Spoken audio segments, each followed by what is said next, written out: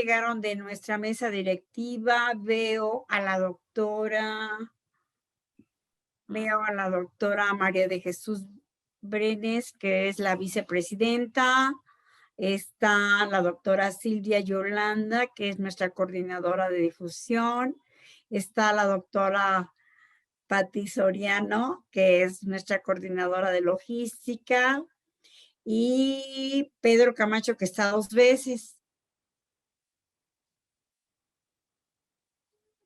que nos ha seguido por todos lados el doctor Pedro Camacho, que alguna vez ha sido integrante de la mesa directiva.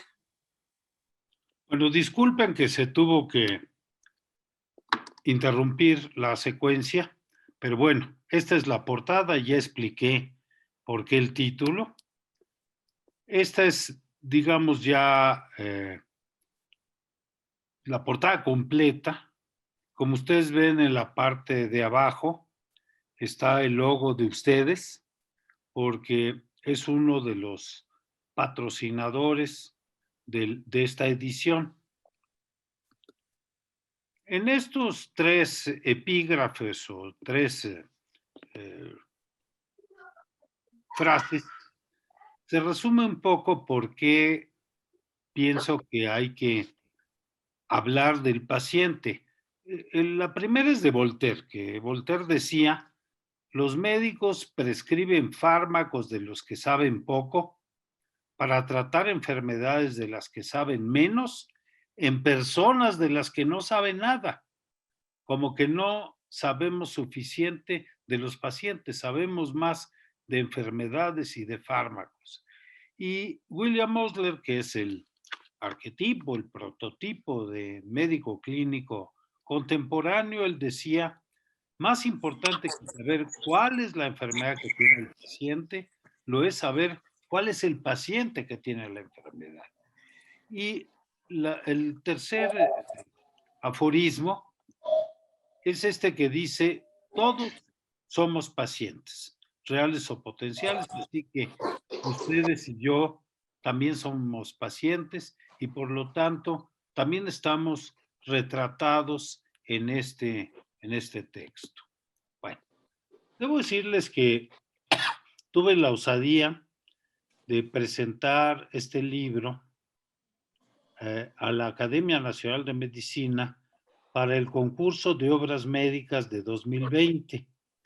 Y yo no sé si fue por default, pero ganó. Se le concedió pues el diploma por haber obtenido el premio al concurso de obras médicas 2020. Hay un jurado que consideró que esta obra podría ser meritoria del premio. Y les explico brevemente en qué consiste. Bueno, hay un prefacio que no voy a delatarlo, pero la primera parte del libro son aspectos preliminares de la figura del paciente. Por ejemplo, noción de paciente. Pareciera que es una obviedad, pero no lo es, porque no en todos lados se reconoce como paciente a lo mismo. Por supuesto que no es sinónimo de enfermo. ¿Acaso el paciente es quien entra en contacto con un sistema de salud? Y por lo tanto hay pacientes sanos. Un pequeño capítulo sobre la paciencia, porque de ahí viene un poco la designación de los pacientes. Y enseguida hablo de cuándo se habla de un paciente sano, cuándo se habla. Bueno. Después, hoy reconocemos que los pacientes son, en general, individuos competentes y autónomos. Es decir, son capaces de comprender, si se lo sabemos explicar, son capaces de comprender todos los aspectos relacionados con su estado de salud, hacerse cargo de su salud y además tienen conciencia de sus derechos, de su capacidad de autodeterminación. Entonces, el paciente hoy en día tiene que verse así, como competente y autónomo.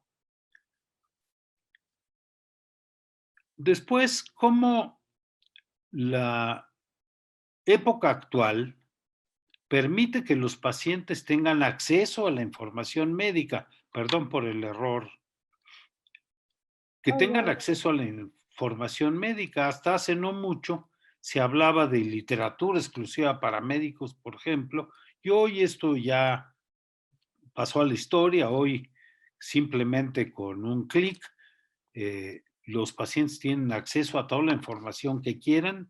A lo mejor algunas no las comprenden del todo o no saben distinguir, discernir lo valioso de lo superfluo, lo científico de lo promocional, pero tienen acceso a la información, a toda la información que quieran, no siempre a buena información.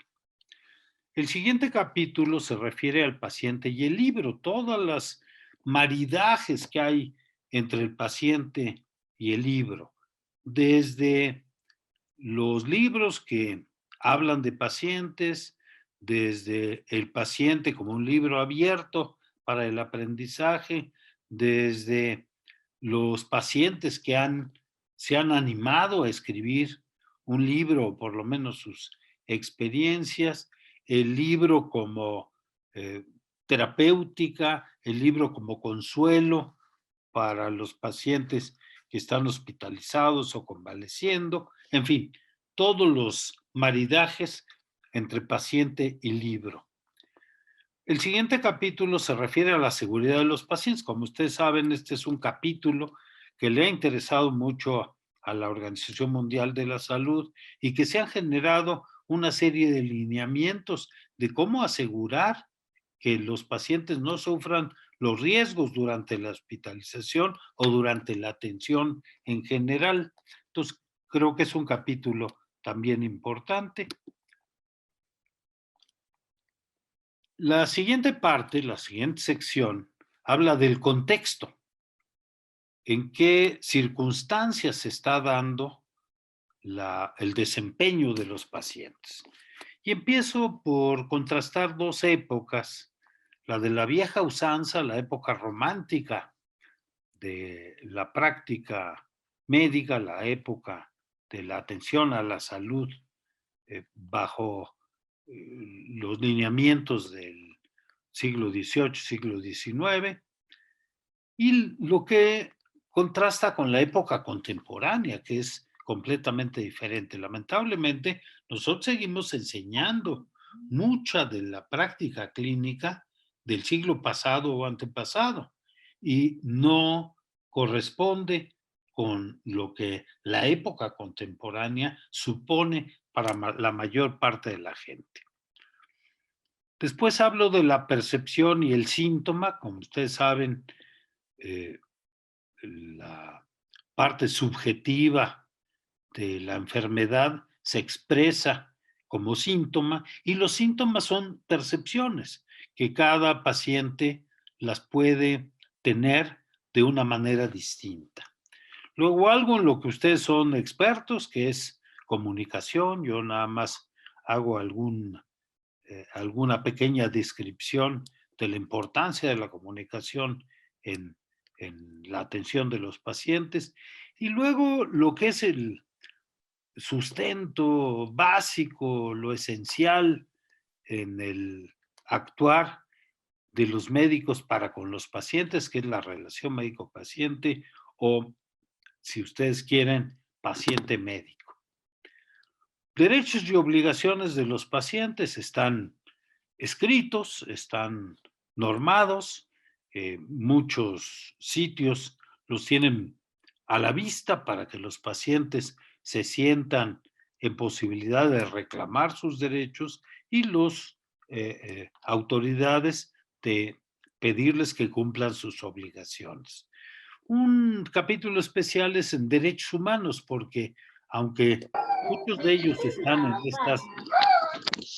en estas normas de derechos y obligaciones, sí pensé que convenía particularizar algunos derechos humanos, por ejemplo, a la confidencialidad, que es un derecho muy violado. Luego, ¿qué otras prerrogativas tiene el paciente aparte de sus derechos? Por ejemplo, elegir a su médico es una prerrogativa. Elegir el tipo de atención que quiere, si medicina científica o homeopatía o yo qué sé. Luego, este gran capítulo de las asociaciones de pacientes y las asociaciones de autoayuda, que si ustedes ven la cantidad de asociaciones de pacientes que hay, es enorme. Y esto traduce que los médicos no siempre satisfacemos necesidades de los pacientes y ellos se tienen que agrupar por su cuenta.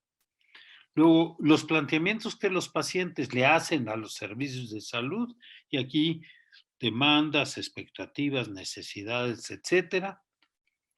Un poco la atención como dádiva y como derecho, como durante mucho tiempo se consideró una dádiva, y todavía hay quien lo maneja así, pero hoy se reconoce pues la atención como un derecho.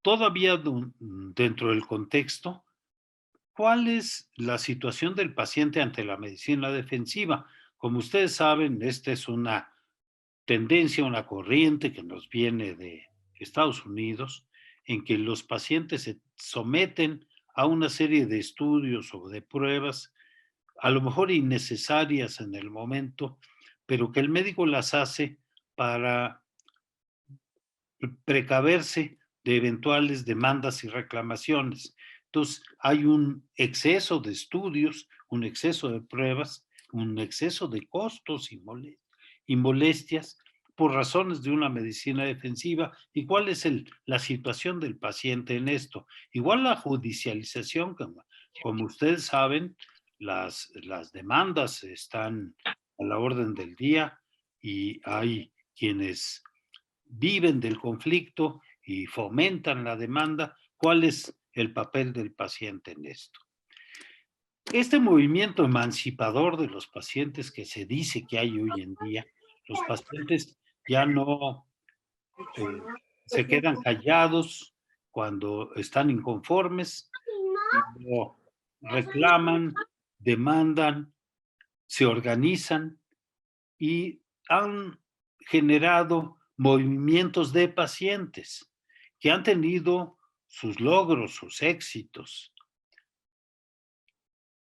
Luego, ¿cómo los médicos contemporáneos hemos adquirido responsabilidades adicionales para con los pacientes?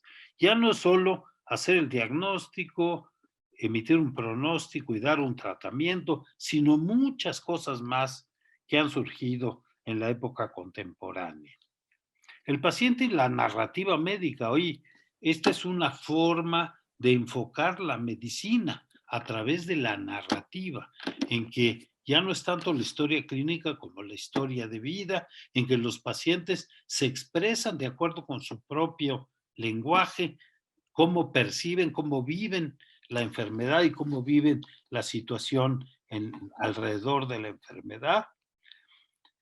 El paciente como entidad compleja, no podemos ver el paciente por fragmentos, no lo podemos ver como un ente lineal, como relaciones causa-efecto directas, sino el paciente es una representación de la complejidad y tenemos que tener esta visión de complejidad nosotros los médicos para poder entender a los pacientes, porque el paciente no es una enfermedad, ni siquiera podemos decir que es un individuo o que es una exploración física, sino es un ente complejo. Luego algo que hasta me da pena yo haberlo escrito, porque lo debieron haber escrito algunos de ustedes, la familia del paciente. Yo no profundizo, ustedes son los expertos, sin embargo, pues traté de plasmar lo que ha sido mi experiencia con familias de pacientes.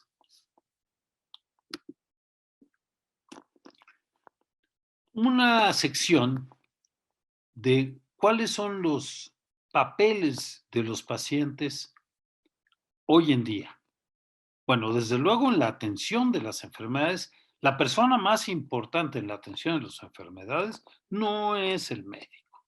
La persona más importante es el paciente. ¿Qué tanto el paciente comprende, se disciplina, sigue las sugerencias, etcétera?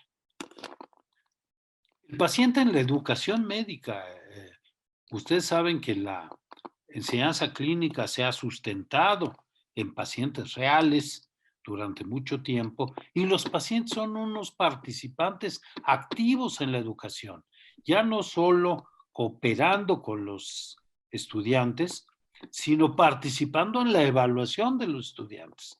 Los, los pacientes califican a los estudiantes y es una calificación que les sirve a los profesores. El paciente en la investigación científica, hoy muchas investigaciones se hacen con seres humanos, con una serie de reglas que limitan las prácticas no éticas.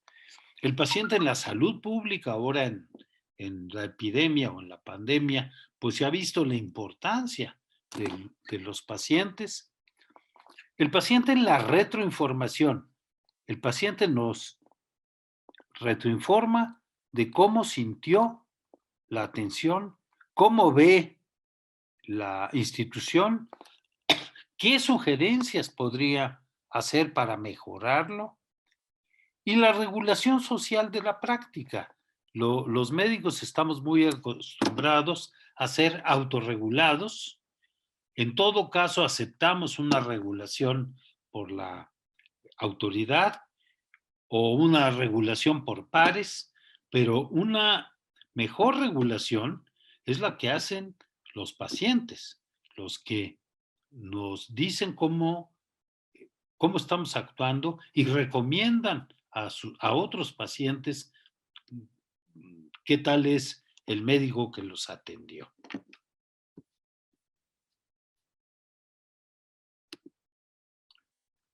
Y luego una serie de prototipos de pacientes, no los cubro todos porque seguramente hay muchos más, pero el paciente crónico tiene características muy diferentes del paciente agudo. La enfermedad crónica es otra cosa que la enfermedad aguda. El paciente hipocondríaco ya no se considera como diagnóstico psiquiátrico, pero todos conocemos pacientes sobre perceptivos de los síntomas, sobre preocupados por cada nimiedad. Luego, el paciente difícil. Aquí hay muchas variedades de paciente difícil. Yo traté de abarcar algunas, por ejemplo, diagnóstico difícil, por ejemplo, los pacientes que no hablan el idioma, etc. El paciente con comorbilidad, que hoy es más la regla que la excepción, y cómo enfrentar todas las enfermedades de manera simultánea y armónica. Luego, el paciente desobediente. Estamos acostumbrados a la figura de un paciente obediente, disciplinado, que sigue fielmente las órdenes del médico, que hoy más se conocen como recomendaciones, que órdenes. Entonces, el paciente desobediente, el que no sigue las instrucciones, el paciente beligerante que llega a pelear o que busca el menor pretexto para pelear y cómo atenderlo, el paciente terminal que tiene necesidades diferentes del paciente recuperable, estas variedades de paciente, el ficticio, que pues genera muchas incapacidades, por ejemplo, en las instituciones de seguridad social, y el facticio, el que se provoca enfermedades por razones diversas. El médico como paciente es todo un capítulo que no lo abarqué yo creo en su plenitud, pero creo que vale la pena hacer todas las reflexiones que ustedes pueden hacer alrededor de este tema. ¿Cómo enfrentar las malas noticias? Todos ustedes han tenido esa experiencia y es una de las más ingratas que tenemos los médicos. Luego el paciente como consumidor, como ha ido adquiriendo hábitos de consumidor y empieza a comparar ofertas y busca quién le cobra menos, en fin, todas las actitudes de un consumidor. El paciente como derechohabiente está término mal construido, pero que se ha popularizado en las instituciones de seguridad social, aunque también en la seguridad privada hay derechohabientes, y cómo suele comportarse por el solo hecho de saber que tiene un derecho a un seguro. Luego, el enfoque de género no puede quedar fuera porque me linchan. La paciente mujer. Y hoy también se habla del paciente virtual. De hecho, ya hasta se ha propuesto una nueva especialización que es el virtualista. Los pacientes artificiales, y aquí me refiero a los que se utilizan fundamentalmente en la educación, que son pacientes estandarizados, son maniquíes, son eh, pacientes electrónicos, etcétera, diferente del paciente virtual, porque el paciente virtual, que hoy también está muy en boga por la teleconsulta, por la atención a distancia, por la telesalud, por la situación de eh, distancia social que, que se requiere, y otros prototipos de pacientes que ya quedaron en este cajoncito desastre.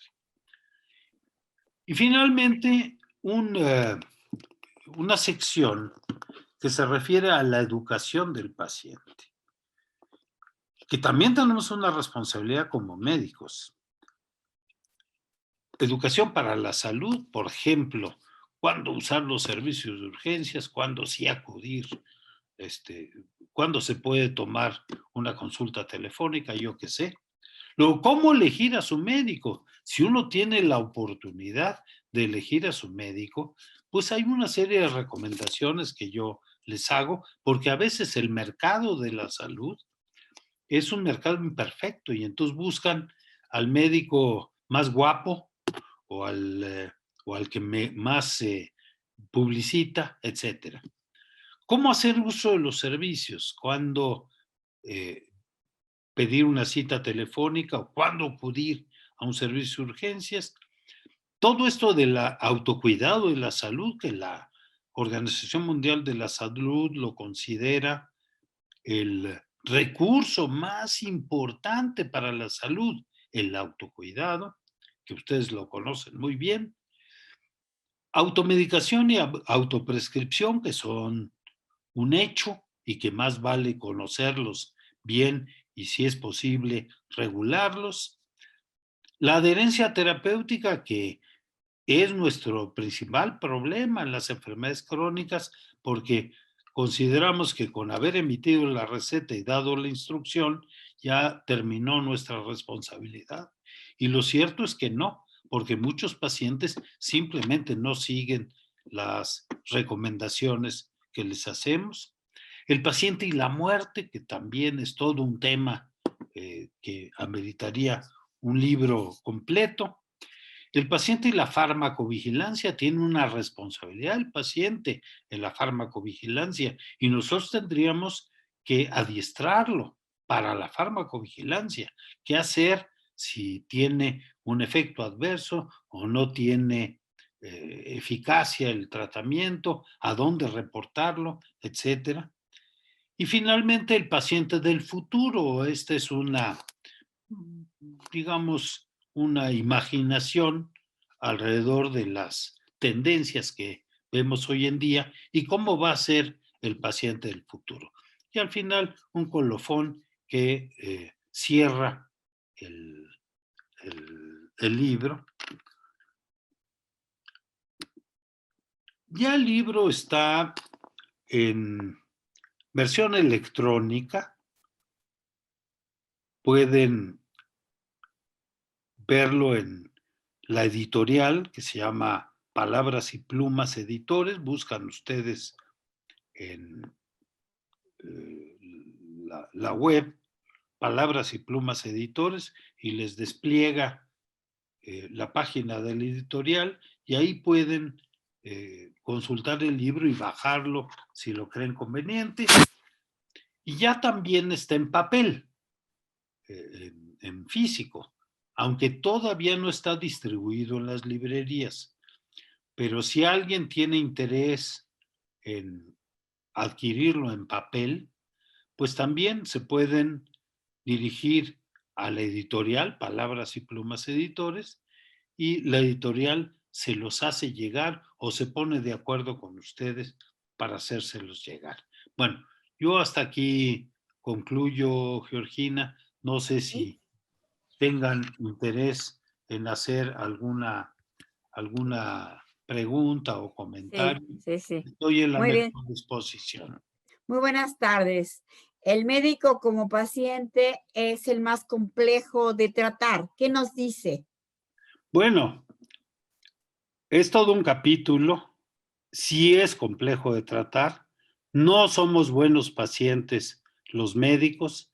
No asumimos el rol de paciente. No podemos dejar de ser médicos y pues hay algunas estrategias de cómo enfrentar nosotros como médicos a los colegas cuando están enfermos. Primero, pedirles que asuman su papel de pacientes, que no quiere decir que no puedan dar su opinión médica sobre su caso, desde luego, pero sí tendrán que asumir la posición de paciente para tener éxito en esta relación. Entonces, es todo un capítulo, no lo quiero describir completo, pero pues yo los invito a que lo lean. Muy bien. ¿Algún otro comentario o pregunta? Yo sí tengo. A ver, doctor, el mismo término paciente, por lo menos en español, lo seguimos traduciendo como alguien pasivo y de paciencia. Entonces, yo creo que el mismo término ya hasta se debería de cambiar. La OMS habla de el enfoque ahora centrado en las personas, o sea, en lugar de pacientes, personas. ¿Usted cómo ve estos términos? Ya la palabra paciente dice, pues es como pasivo, ¿no?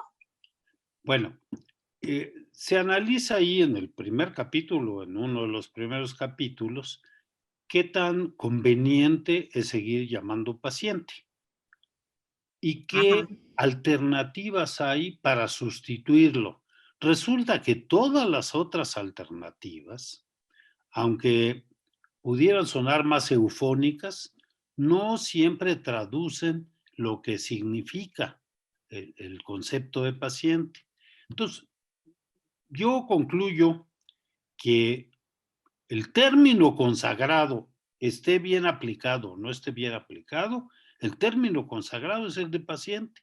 Y por eso yo me refiero en todo el libro al paciente, aunque estoy de acuerdo en que no traduce las características, por ejemplo, lo que usted acaba de decir, que tiene paciencia, pero paciente es padeciente también. Paciente es quien tiene paciencia y quien padece. Entonces no está tan mal aplicado y ya está consagrado. Cualquier intento de cambiarlo, porque por ejemplo, si uno dice la atención de personas, no creo que tenga el mismo significado, porque pues la persona también puede ser el policía de la esquina, que me está dirigiendo la palabra, yo que sé, el vendedor que llega, en fin. Entonces, por eso yo me quedé con la palabra paciente y admito que puede no ser la mejor, lo admito, pero yo me quedé con ella porque es un término ya consagrado. Conocido, sí. Doctor, y aquí nos ponen también la connotación del paciente va cambiando y se le llama usuario. ¿Qué opina en relación al usuario? ese es otro término que se utiliza. A mí no me gusta porque implica una relación médico-paciente, pues un tanto o contractual o comercial. De negocio. Sí, entonces no me gusta. Yo sé que se usa. Y hay muchas otras, muchos otros que se usan. Cliente, se usa mucho el de cliente, que tampoco me gusta a mí. Y ahí están analizadas todas las denominaciones. Y claro, pues yo escogí, como yo tengo el privilegio de ser el que ha escrito el libro, así que Sí, escogí la que se me antojó. muy bien, doctor. Fíjese que aquí hay otro comentario que sigue sobre el médico como paciente y que el médico como paciente que, que se sentía así como omnipotente de repente se ve vulnerable Sí, y claro, entonces muy desvalido, ¿no? claro, Un claro. médico como paciente es muy desvalido. Ese es precisamente uno de los problemas del comportamiento de los médicos como pacientes. Ellos siempre eran los supermanes y de repente ahora son los minusválidos, los afectados por la enfermedad. En fin, no es fácil adoptar ese papel. Por eso tiene sus peculiaridades el médico como paciente. Ajá. Bueno, aquí fíjese que también alguien nos está diciendo de las teleconsultas y el médico virtual. Sí. Dice que, bueno, ok, está bien, se puede hacer de alguna manera clínica, pero ¿cómo se suple la exploración física? Pues está Bueno, difícil. no se puede, no se puede. Sí se puede. La medicina es una profesión sensorial, sensorial. Entonces, son los 5 sentidos y hasta si hubiera más, los que participan en la consulta. Entonces, todo lo visual, pues más o menos se puede ver en una teleconsulta. Lo auditivo, pues ahora hay aditamentos que el paciente se pone un estetoscopio electrónico y transmite el sonido a distancia, se puede. Eh, el tacto, pues no se puede suplir. La percusión, pues yo creo que va a desaparecer porque no, además su rendimiento porcentual de diagnósticos es un tanto limitado. Entonces, la palpación, la identificación de si un hígado está crecido se puede sustituir por un estudio de imagen, pero por ejemplo, las características de ese hígado crecido, si está granuloso, si está blandito, si está liso, pues todo eso no se puede suplir en una teleconsulta. Entonces, la teleconsulta obviamente tiene sus limitaciones, pero yo creo que conforme pasa el tiempo, se van a ir logrando los aditamentos que permitan esta consulta a distancia.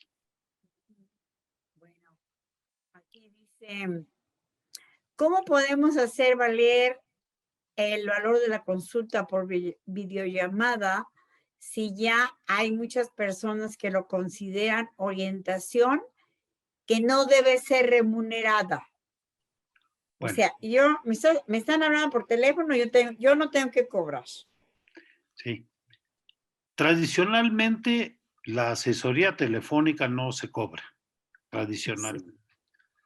Pero hoy va a ser necesario hacer nuevas regulaciones. Porque, por ejemplo, ¿cómo doy una receta?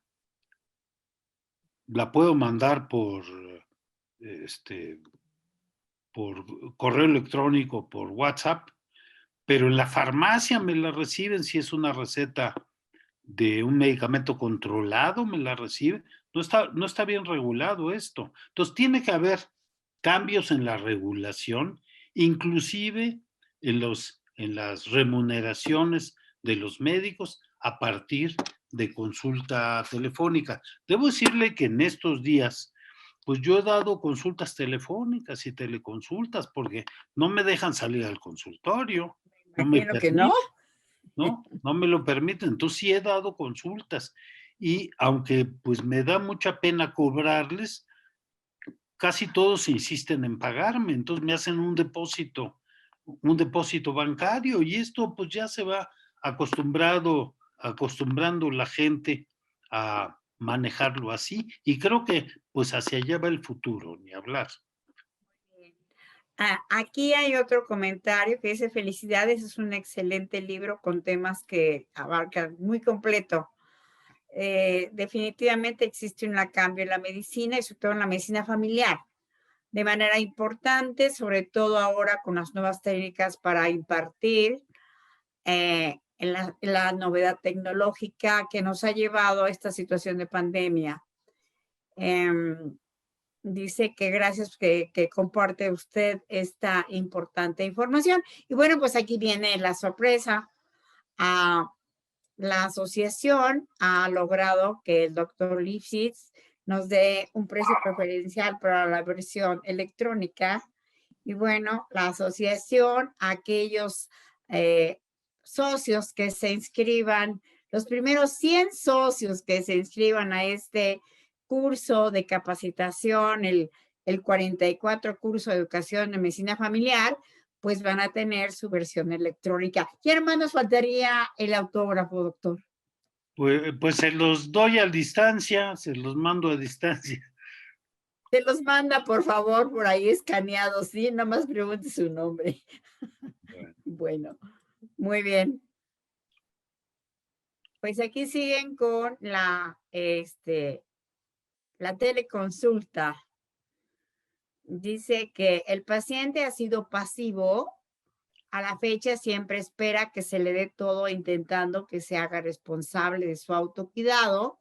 Por ejemplo, que se automonitoreen la presión, la glicemia capilar, pero con poco éxito.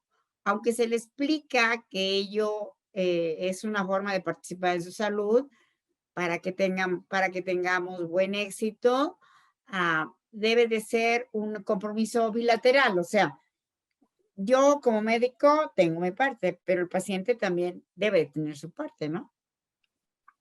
Claro, una cosa es explicarle al paciente y otra cosa es educar al paciente.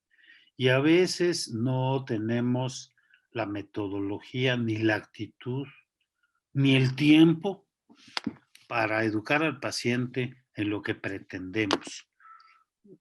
Hay pacientes que son muy difíciles de educar, pero el reto es ese.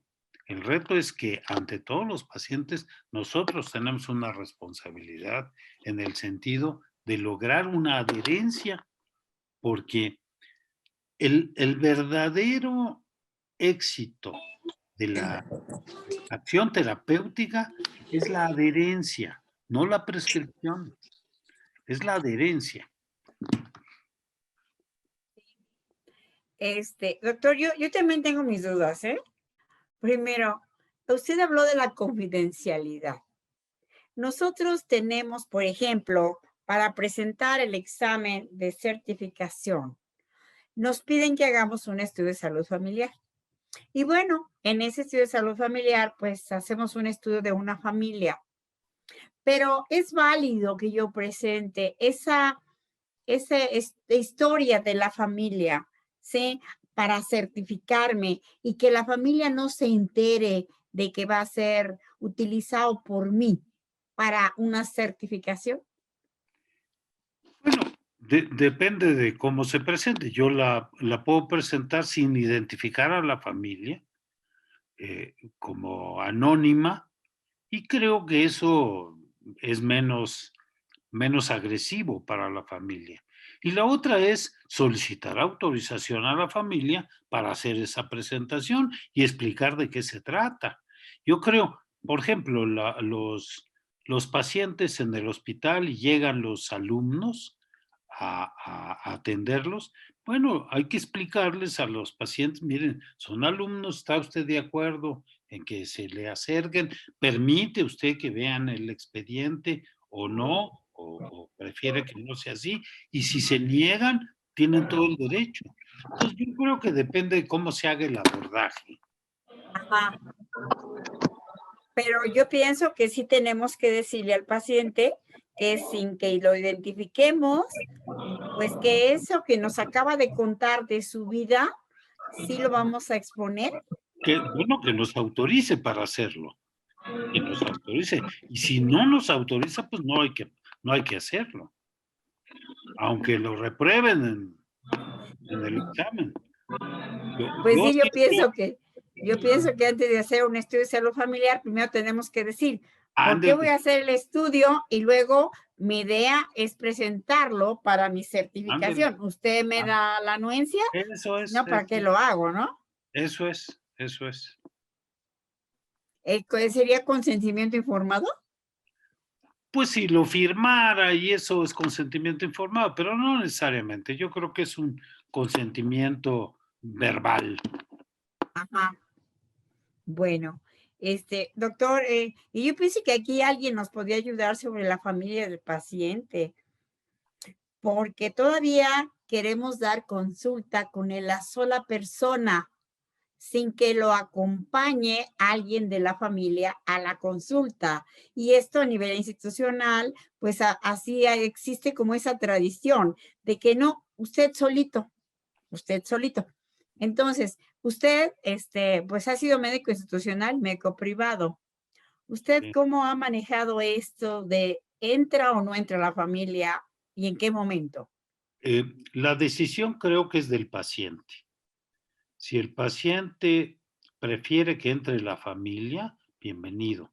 Y a veces es necesario hablar con la familia para que apoye algunas de las sugerencias que hacen los médicos. Pero yo creo que la decisión principal es del paciente. Ahora, este libro, bueno, es la primera edición. Yo no sé si va a tener éxito o no va a tener éxito, y si va a ser necesario escribir una segunda edición.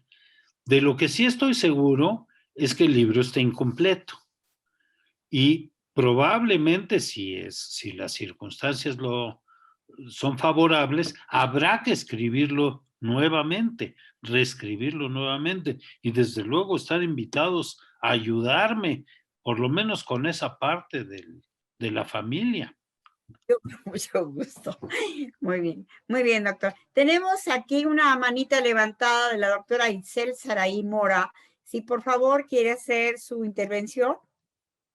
Muy bien, con respecto a lo que usted mencionaba de la confidencialidad, cuando se trata de pacientes o que son compañeros de la misma área de trabajo o del mismo instituto, que el jefe que llegara a preguntar o a querer saber al respecto de la situación de esa persona, ¿se está violando la confidencialidad o depende de cuál sea el motivo por el cual quieran saber cierta información de la persona? Bueno, ahí uno juega tres posibles papeles. Uno, el de médico con su paciente. Otro es el de compañero con un compañero enfermo. Y otro es el de subordinado del jefe. Entonces, si uno adopta el papel de subordinado del jefe, pues le tiene que informar. Si uno adopta el papel de compañero, pues tendría que pedirle permiso para informarlo. Pero si uno adopta el papel de médico con su paciente, está obligado a manejarlo confidencialmente. Yo creo que este último papel es el que procede, aunque entiendo las otras circunstancias que se puede enfrentar esta decisión. Así es. ¿Alguna otra pregunta? A ver, a ver, vamos, aquí tenemos otro mensaje. Bueno, entonces usted habló y no le comprendí bien de por qué el enfoque de género, por qué la paciente mujer, porque de a mí también me surge la médica mujer, que tenemos mucha reticencia con ciertos pacientes, hombres y mujeres, pues por ser Claro, mujeres. claro. Bueno, hasta hace no mucho, pues no habría mayor distinción, si acaso las especialidades que eran más hacia las mujeres o hacia los hombres, pero hoy hemos visto que las mujeres tienen un tipo de patología diferente, tienen un enfoque diferente hacia la enfermedad, tienen una actitud diferente hacia su padecimiento. Entonces, creo que vale la pena considerarlo por razones del comportamiento habitual de las mujeres. Digo, no, no tiene que ver con su biología, sino tiene que ver con aspectos culturales que han venido ocurriendo a lo largo de la historia. La médica mujer ya, la tendencia es a que ya sea el único ejemplar, ya se acaben los médicos hombres, ya sean Ya están en extinción, doctor. ya están más de 70% de los estudiantes de medicina son mujeres y también tiene su peculiaridad. Y yo creo que conviene distinguirlo. Igual, atender a los pacientes de la comunidad LGBT, etcétera, pues también tiene lo suyo, también es un tipo peculiar de paciente que hay que saber atender. Entonces, creo que sí valía la pena por lo menos mencionar algunas características de las pacientes mujeres. No me refiero a la ginecología y eso, me Claro, refiero claro. a la patología en general, que son diferentes a las pacientes hombres, ¿no? Y repito, también los de la comunidad LGBT. Muy bien. A ver, doctor, el maestro Gad Ahmed le quiere hacer a usted una pregunta o un Claro, comentario. Entonces, doctor, adelante. maestro, adelante. Muy buena tarde, doctor Alberto Lipschitz.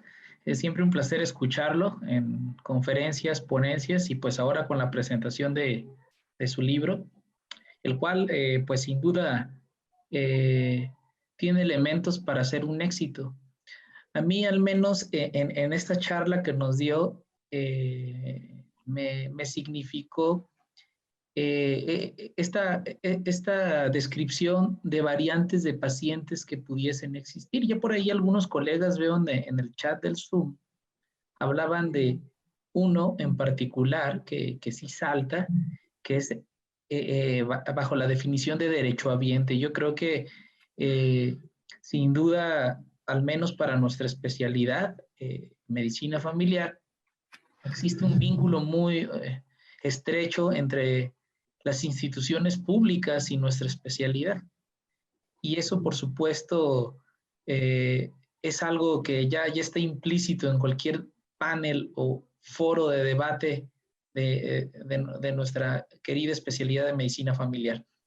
Desde su perspectiva, no sé si nos pudiese dar, obviamente hay que leer el libro, pero una probadita más de esta definición o clasificación de derechohabiente. Claro. Y también preguntarle dos aspectos que me gustaría que nos pudiera desde su espectriz comentar. ¿Cómo visualiza? Sabemos que el análisis de un paciente, por supuesto, entra en el terreno artístico del médico, no solamente científico. Y bajo esta perspectiva, no sé cómo usted vea a corto, mediano plazo pudiese impactar la falta de relación médico-paciente en estudiantes de medicina y residentes en formación ante el contexto de la pandemia de COVID. Esto creo que es un elemento que sin duda un servidor docente académico de la Facultad de Medicina de la Universidad Autónoma de San Luis Potosí, ya estamos debatiendo entre docentes. ¿Cuál sería el impacto en este entrenamiento a estos alumnos, ¿verdad? Y también, si nos pudiese dar una probadita más de esta clasificación o este análisis del paciente bajo una perspectiva de derechohabiente. Sí, con gusto, gracias por su comentario. Pero el término derechohabiente creo que es una aberración gramatical. Alguien lo inventó y pues ya se quedó, pero no está muy bien construido, no está muy bien construido, pero no importa, esa no es la crítica. La crítica, más que la crítica, la descripción tiene que ver con el comportamiento de los derechohabientes, que es un poco diferente del comportamiento de un paciente común y corriente. El derechohabiente tiene derechos y a veces los defiende incluso por encima de sus necesidades médicas. El derecho a la incapacidad, el derecho a faltar al trabajo, a que se le considere para muchas otras cosas. Entonces, lo que ahí marco es cómo se comporta un paciente derechohabiente.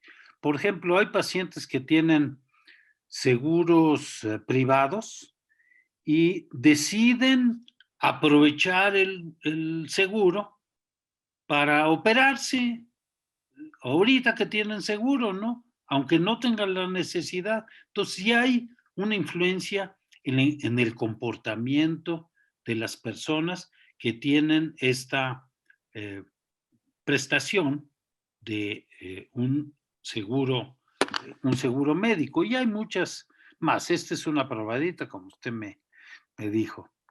Y la otra parte de la pregunta es, ¿qué hacemos con la formación clínica de los estudiantes y de los residentes? Ese es un verdadero problema. ¿Cómo van a aprender los estudiantes hoy en día y los que vienen? Porque todavía esto va para largo. No se les puede exponer al riesgo de enfermedad. No se le puede exponer. Esa es una gravísima responsabilidad. Claro que hay que capacitarlos para poderse acercar eventualmente a un paciente y no correr los riesgos de ser contagiados. Tienen que ser bien capacitados, bien constatado que están capacitados para eso. Pero hoy por hoy no se les puede exponer. Todas las escenarios de sustitución, por ejemplo, los maniquíes, los simuladores electrónicos, los pacientes estandarizados, los actores que simulan ser pacientes, los compañeros que hacen las veces de pacientes para ayudarlos a aprender maniobras de exploración, pues es como nadar fuera de la alberca. Y nadar fuera de la alberca, pues sí, cualquiera de mariposa y de crawl. Y cualquiera se avienta. Cualquiera se avienta. Pero ¿dónde van a aprender los aspectos psicosociales de la práctica? La empatía, la solidaridad, la comprensión, la compasión, que son fundamentales en un médico. Y eso está muy difícil que se vayan a aprender sin el contacto con los pacientes. Ahora, se están generando escenarios de simulación de alta fidelidad, dicen. Escenarios de simulación muy bien logrados que más o menos ayudan, pero toda esta parte que me refiero a lo psicosocial, pues está muy difícil que se pueda aprender así. Entonces, ¿qué es lo que se puede hacer? Capacitar muy bien a los estudiantes antes de lanzarlos para que comprobadamente uno sepa que saben comportarse ante un paciente potencialmente contagioso. Y eso es independiente del COVID, porque pacientes potencialmente contagiosos, pues vamos a tener siempre. aunque se resuelva esta epidemia. Entonces, capacitarlos muy bien. Segundo, buscar los escenarios más apropiados para las simulaciones, los escenarios más apropiados. Y tercero, pues encontrar las nuevas formas de la atención a los pacientes. Por ejemplo, lo que se decía ahorita de la telesalud o la teleconsulta, que tendrán que incorporarse en la práctica de los futuros médicos, ¿no? Creo que por ahí va. Bien, Y doctor. muchas gracias, doctor. Naturalmente, pues como bien comenta, es un tema complejo. La parte científica del médico, creo que sin duda las universidades estamos trabajando para subsanarlas. Lo preocupante, pues, es esta variante que usted muy bien comenta, que es la parte cualitativa, la parte artística de la medicina, que sin duda, pues, esa se ve mermada ante la falta de práctica. Y todos estos paradigmas comunicacionales que pudiese utilizar un alumno ante un paciente, pues son o van a ser muy difíciles de aprender, al menos a corto y mediano plazo. Entonces, yo creo que he ahí la pertinencia del libro, he ahí el análisis de un paciente desde varias aristas como las plantea doctor, y por supuesto esto es útil para cualquier clínico, no solamente de medicina interna como lo es usted, sino también por supuesto nosotros como especialistas en medicina familiar.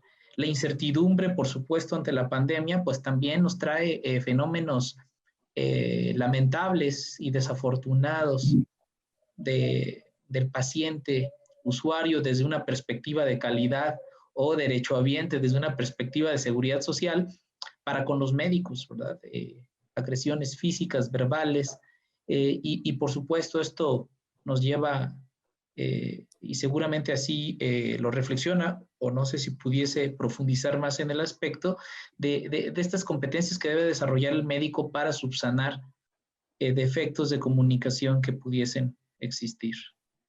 Bueno, creo que ustedes lo manejan mejor que yo esta parte, pero una habilidad fundamental de los médicos es la comunicación, como ustedes lo saben muy bien.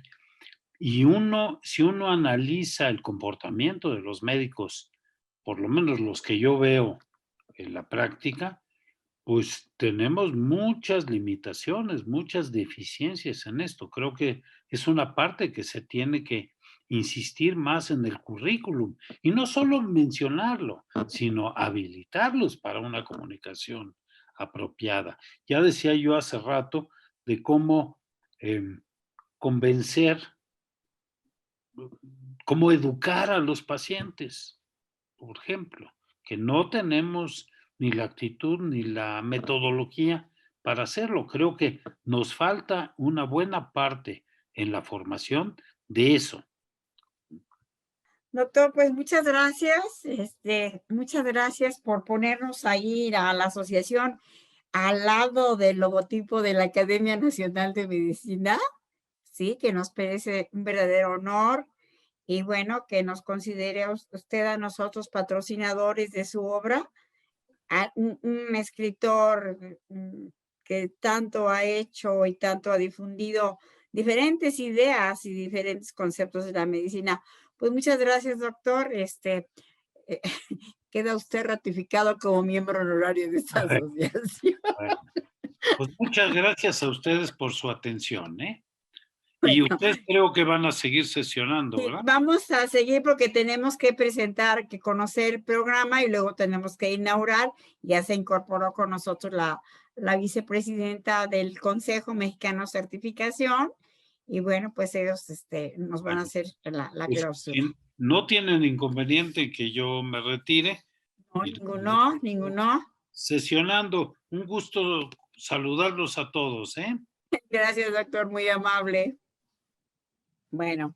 Entonces vamos a continuar, ¿sí? Ahora la doctora Mariana Pacheco nos va a presentar dos cosas. Primero, el programa de las actividades de este año y después nos va a comentar unas becas que tenemos para el diplomado de geriatría y cómo le vamos a hacer para distribuir estas becas y lo que representa estas becas, ¿sí? Entonces, Marianita, ¿con qué Hola, buenas empiezo? tardes a todos. Doctora, ¿podrá presentar la pantalla del programa de actividades? Sí, ahorita, a ver, te lo presentas, ¿sí? Así es. Bueno, este año la presidenta de la asociación y en apoyo con todos los demás miembros de la mesa directiva trató de incrementar algunas actividades, por lo cual van a estar prácticamente 5 actividades durante todo el año, que va a ser el curso de actualización, el diplomado de geriatría, el diplomado de medicina familiar y estudio de la familia, el diplomado de primeros motivos de consulta y el diplomado de pediatría. Estos dos últimos va a ser el último año que se imparta, por lo cual aquellos que tengan la oportunidad de tomar, será el último año que se presenten estos dos diplomados. ¿De acuerdo? El más nuevo es el diplomado de geriatría, pero ahorita vamos a dar prioridad a los temas que se van a abarcar en el mes de enero. Entonces, en el mes de enero teníamos la presentación del libro que acabamos de tener hace un momento con el doctor Alberto, pero para este mismo mes de enero, el 23 de enero, inició también continuó el tema del diplomado de geriatría, que fue alteraciones del estado mental y emocional, depresión y ansiedad. Y en este mismo mes, también en el diplomado de pediatría, iniciaron los temas de oncología. Para finales del mes, que va a ser el 30 de enero, en el diplomado de primeros motivos de consulta, va a iniciar con el tema de control y seguimiento en la salud del menor de 5 años. En febrero vamos a tener en el curso de actualización el tema de El Mundo en el 2021 con el doctor Rubén Roa, que va a ser que es médico de familia y que es de Buenos Aires, Argentina. En este mes de febrero vamos a tener en el diplomado de geriatría el tema de enfermedades reumáticas y dolor osteomuscular en el adulto mayor, más nutrición y actividades físicas.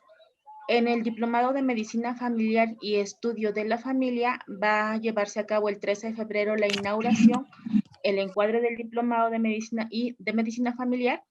Y además, el 27 de febrero va a ser la segunda sesión, que va a ser la justificación clínica de la intervención familiar y se va a hacer la revisión de un caso.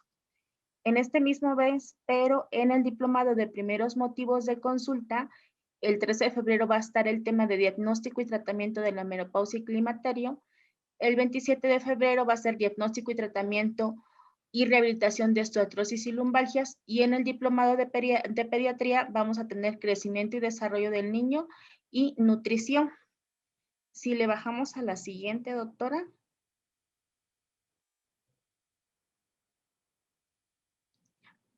Para el mes de marzo, en el curso de actualización, el 27 de marzo, vamos a estar teniendo el tema de protección biopsicosocial de los médicos de la atención primaria en las pandemias, sobre todo con el tema de salud mental, que es muy importante y que lo hemos visto en estas últimas fechas. Y en el diplomado de geriatría vamos a tener los temas de polifarmacia, sarcopenia y síndromes de caídas. En el de estudio de salud familiar vamos a tener conceptos básicos para el estudio de la salud familiar, y vamos a tener en otro segundo tema que va a ser la guía para el estudio de salud familiar de acuerdo al Consejo Mexicano de Certificación de Medicina Familiar y los instrumentos para elaborar el estudio de familia. Así como en el diplomado de primeros motivos de consulta va a estar el tema de infección de vías urinarias y cervicovaginitis, y en el de pediatría va a estar el tema de inmunizaciones y fiebre. De ahí, en el mes de abril van a haber actividades hasta el día 10 de abril, pero para el curso de actualización, el 24 de abril va a estar prevención de las demandas y delitos médicos por el doctor Mazón. Para el 10 de abril, en el de geriatría vamos a tener como virilidad y síndrome de fragilidad, así también como el tema de muerte digna y voluntad anticipada y manejo domiciliario del enfermo geriátrico. Prácticamente en el diplomado de estudio de salud familiar vamos a tener la entrevista motivacional y la importancia de trabajar con familias. En el de primeros motivos de consulta vamos a tener síndrome metabólico y obesidad. Y en el diplomado de pediatría vamos a tener infecciones respiratorias y dolor abdominal. Para el mes de mayo, doctora, si le podemos bajar a la pantalla. Ok. Para el mes de mayo vamos a continuar igual con otros temas, pero en este caso en el curso de actualización se va a dar el tema el 29 de mayo de empoderamiento de la atención primaria en México. Para el de geriatría vamos a tener evaluación de las funciones cognitivas, diagnóstico temprano de demencias y prácticamente en ese mes de mayo termina el diplomado de geriatría. Para el diplomado de estudio de salud familiar vamos a tener niveles de intervención y revisión de un caso en el mes de mayo, junto con bases conceptuales de la atención primaria en salud y medicina familiar y uso de los servicios de medicina familiar y demanda de consulta. En el diplomado de primeros motivos vamos a tener diabetes tipo 2 y esofagitis por reflujo, dispepsias funcionales. En el de pediatría vamos a tener reflujo gastroesofágico y vamos a tener vómito y diarrea. Y para los meses de junio, perdón, ahí ya me repetí un tema que va en el mes de junio y no en el mes de mayo, disculpen. Para el mes de junio, en curso de actualización va a estar la medicina familiar del primer mundo. En el de geriatría, como ya habíamos mencionado, ya habrá terminado ese diplomado, pero va a continuar todavía el de salud familiar, que va a ser investigación y publicación en medicina familiar.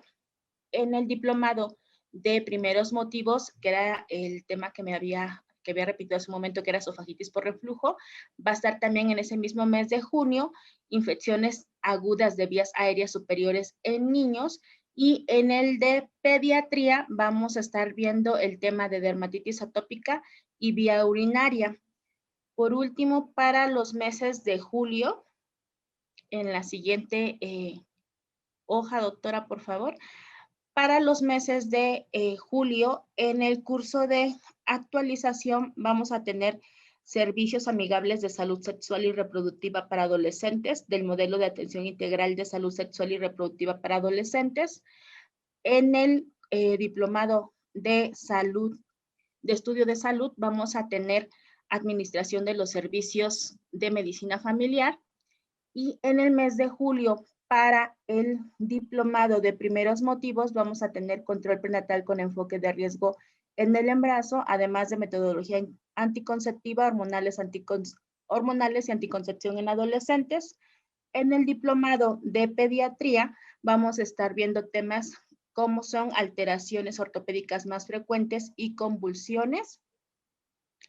Para el mes de agosto, en el curso de actualización vamos a tener, hablamos de un servicio de salud con calidad.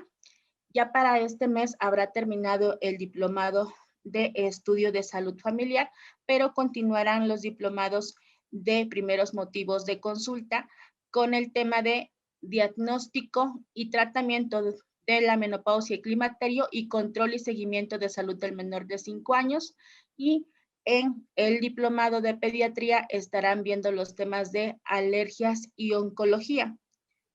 Para septiembre estaremos continuando solamente con el curso de actualización que presentará el tema de los retos de investigación en el primer nivel y solamente continuará el diplomado de primeros motivos de consulta con diagnóstico, tratamiento y rehabilitación de la osteoartrosis y lumbalgias, y el último tema será infección de vías urinarias y cervicovaginitis.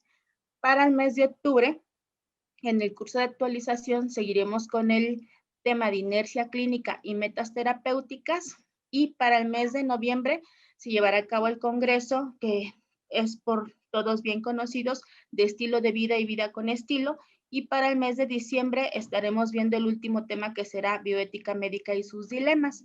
Prácticamente este cuadro que ha presentado la asociación corresponden a todos los temas que se van a estar impartiendo durante el año, pero también corresponden a los diplomados que se van a seguir impartiendo todo el año.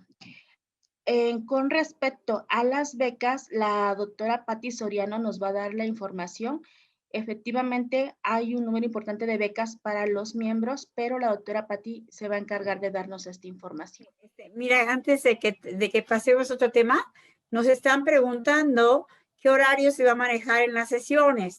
Enviamos un cuestionario donde les preguntábamos.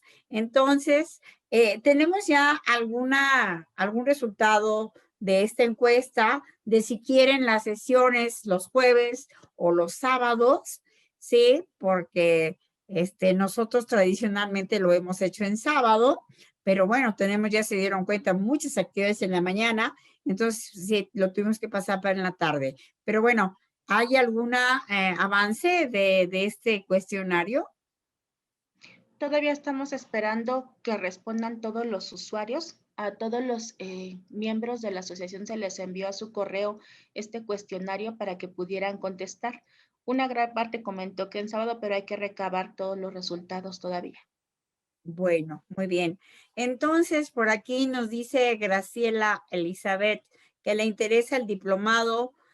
No es de 10 principales, es de 17. Son 12 sesiones, pero se tocan 17 patologías en el primer nivel de atención. Entonces, empezamos en abril y ya te puedes ir inscribiendo con mucho gusto. Además, ahora conseguimos que quien no estaba inscrito en la asociación tenga el diplomado y se le obsequie la revista Atención Médica. ¿Sí? Bueno, a continuación va a hablar la doctora Soriano, Marta Patricia Soriano, de becas que nos obsequió AstraZeneca para el diplomado de geriatría. El diplomado de geriatría, esta beca incluye la inscripción a la asociación por un año y el costo del diplomado. Entonces, ¿cómo vamos a hacer la distribución? Ya que tuvimos una lista de gente interesada en él. Buenas tardes. Sí, efectivamente, como comenta la doctora, tenemos un número importante de becas que nos donó AstraZeneca y se va a hacer para los primeros que se comuniquen con nuestras secretarias para inscribirse al curso de actualización. Junto con esto, queremos, pues, la beca incluye la inscripción por un año a la asociación, como nos acaba de decir la doctora, el cumplimiento del término del diplomado, porque es muy importante que si nos están obsequiando algo, pues lo concluyamos, lo hagamos todo completo. El curso de actualización es importante porque es la forma que tenemos nosotros de ir estando a la vanguardia y avantes, y este año tiene ponentes de nivel internacional, como nos comentó la doctora Pacheco. Entonces, los primeros que se comuniquen con nuestras secretarias, que ya hayan trabajado también con nosotros en otros diplomados, que tengan sus diplomados completos, ¿sí? Y aquellos que estén interesados por primera vez en cumplir el diplomado, vamos a dar las becas, doctora. Miren, hay una lista ya que nos habían enviado los alumnos del diplomado de Medicina Familiar y Estudio de la Familia que se acaba de terminar. Entonces, bueno, ellos ya están anotados, siempre y cuando hayan aprobado, porque hay gente que pidió la beca, pero pues no hizo los trabajos. Entonces, pues una gente que no concluyó de manera correcta su primer diplomado, bueno, pues no le podemos nosotros otorgar una beca, ¿sí? Para geriatría. Ahora, primero es para los socios, y bueno, que hagan su solicitud efectivamente con ambas secretarias, ¿sí?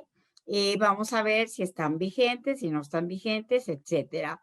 La otra cosa, si ya no hubiese suficiente gente que quiera la beca, pues entonces lo abrimos para otros médicos que ustedes nos pueden recomendar, porque automáticamente está la inscripción, o sea, la inscripción está incluida en la beca, ¿no?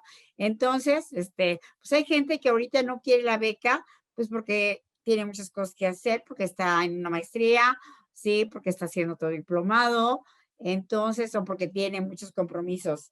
Y la otra cosa que siempre decimos, las cosas regaladas no son apreciadas.